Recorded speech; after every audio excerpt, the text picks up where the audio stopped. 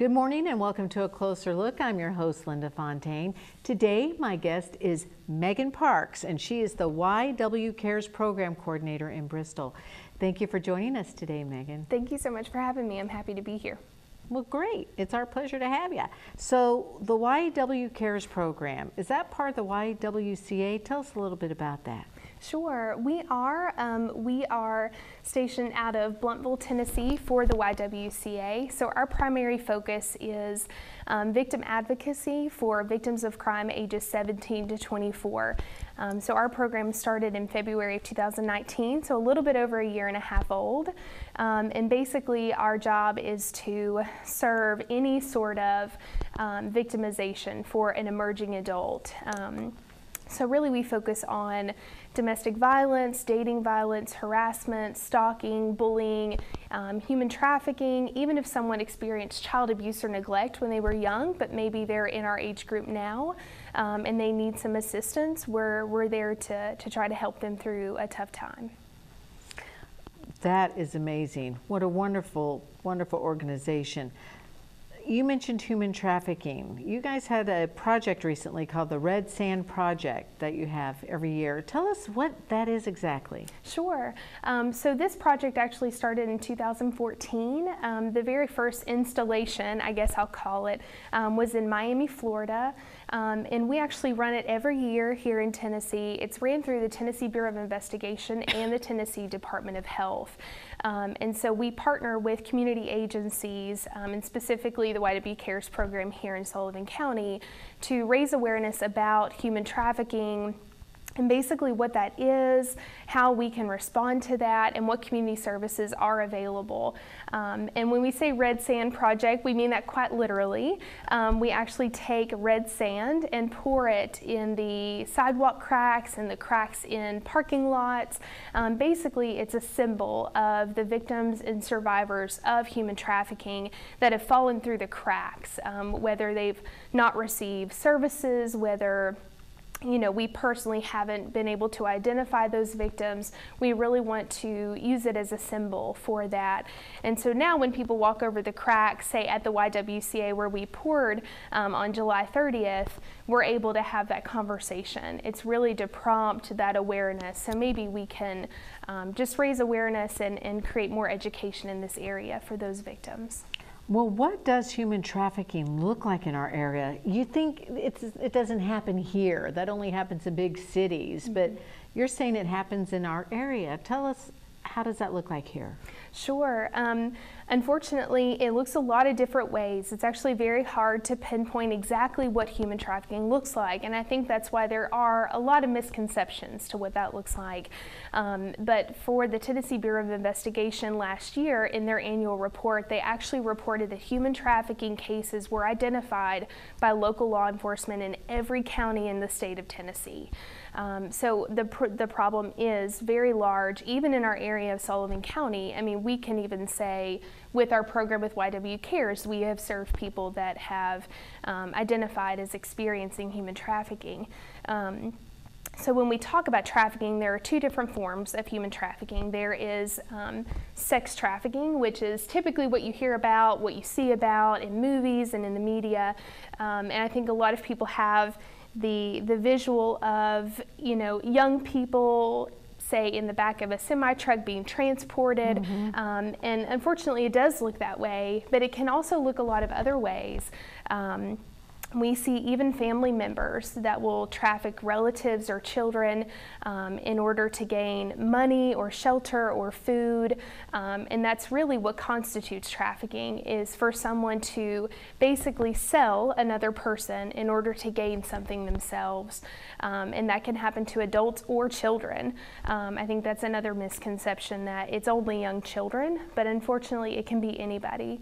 And then the second form is labor trafficking. And I don't know that there's a lot of awareness about that as well.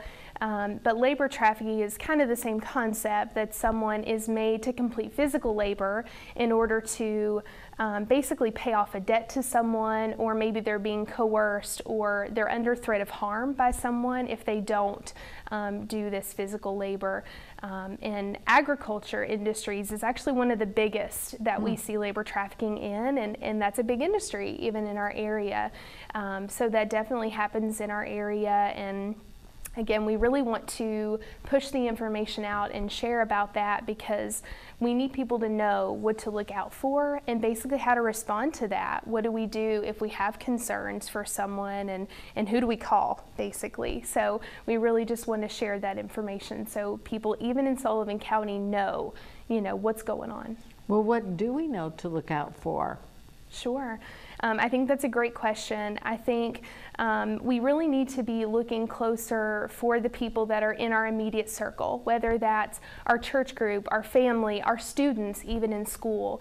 If you see, say for children, if you see a child that maybe they're seeing major behavioral shifts, maybe they're seeing some issues going on at home, maybe they have a lot of absenteeism at school, we need to be asking a few more questions about what's going on at home, especially if they haven't been around at school.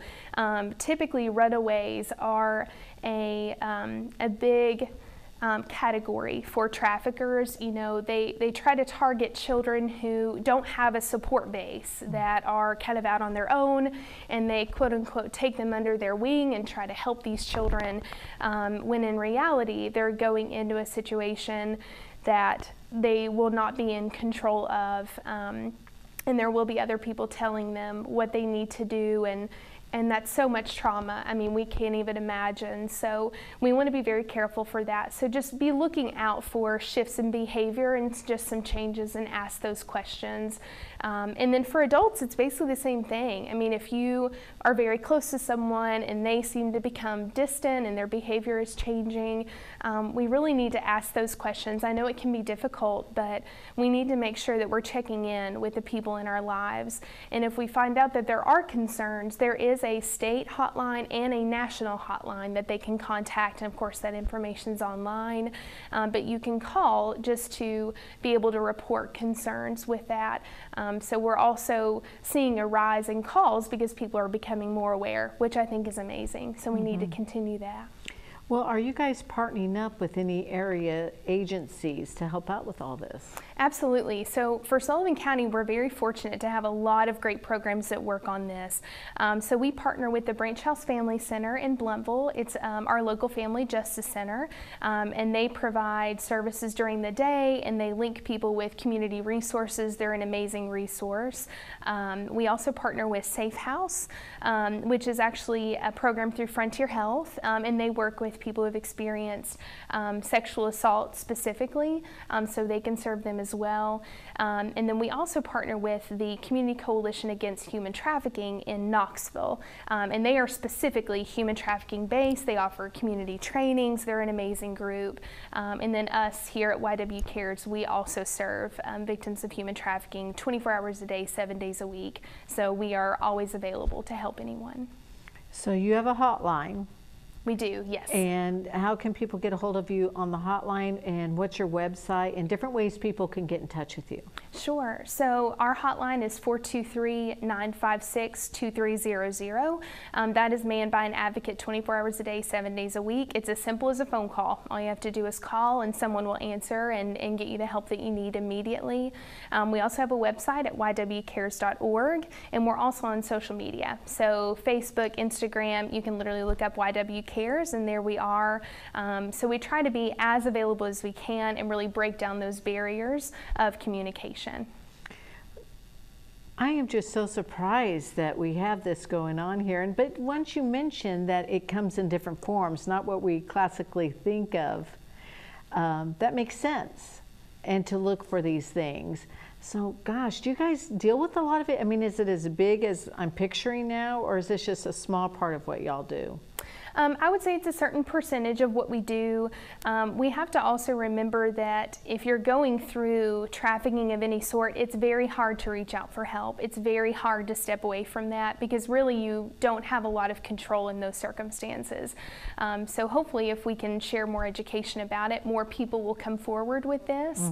But I will say we have seen a rise in human trafficking cases in the last few years because it's becoming more recognizable.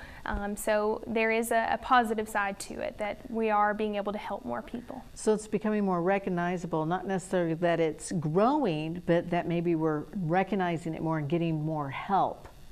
Absolutely. Okay. I think it's definitely been always around, but now we are more aware of it. Now give me the hotline number one more time. Sure, it's 423-956-2300. Very good. Gosh, this is so eye-opening. I am so glad you guys opened your doors a year and a half ago to help this need in our community. So this sounds like it's one of those situations, though, that you really do depend on someone else helping, that they recognize a situation and then they are able to reach out. Because it sounds like people that might be in that situation, maybe, like you said, it's hard to break away. It's hard to get help. It's hard to find out what you can do to get help. So you're kind of relying a lot on other people reaching out or noticing these things. Absolutely. I mean, we use the saying, you know, it takes a village, and it really does. It takes the community being willing and able to reach out for services for someone that they care about. So that's why we just need to just continue to raise this awareness, continue these conversations, and really bring more education about what this looks like. That way, maybe more people can reach out and be helpful. Very good. So what we're going to do, Megan, is take a break because you have a lot of information here on a lot of stuff. It sounds like this program is amazing. So let's take a little break and come back and talk some more about what YWCA does. Thank you so much. We'll be back in just a minute.